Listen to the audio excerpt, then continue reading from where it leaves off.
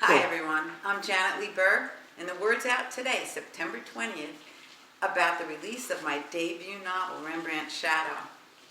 The story is based on the true life events of my husband's family during the Holocaust. His grandfather, Benjamin Katz, and brother and business partner, Nathan Katz, were prominent Dutch art dealers, targeted by Hitler years before the Germans occupied Holland.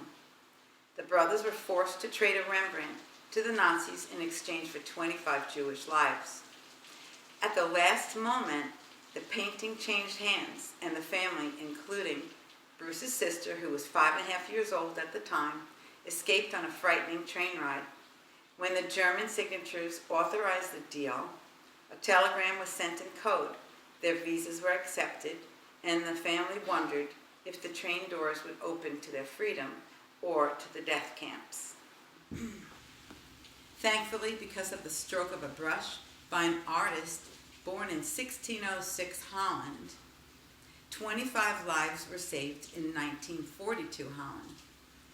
If it weren't for Rembrandt, my husband and children would not be here. I wrote this story as a tribute to the 65 family members who lost their lives to the Holocaust, and to Benjamin and Nathan Katz, who endured endless negotiations, acquiring art for the Fuhrer Museum in Linz to keep their family alive.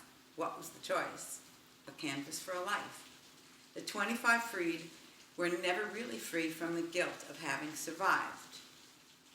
They waited out the war at a safety internment camp where Bruce's brother was born less than a year after they'd arrived. I cannot wrap my head around the numbers of World War II. 60 million total died during the deadliest conflict in history. There were 6 million Jews exterminated, including 1.5 million children. I needed to tell one story, need to hear one story at a time to feel what they went through. I wish 6 million stories could be told. If I can touch or enlighten even one person who was unaware of what took place during those dark days, then every minute of those 13 years I was hunched over my computer writing my heart out is well worth it. Lesson? History does repeat itself as long as there is prejudice and hatred. Teach your children well.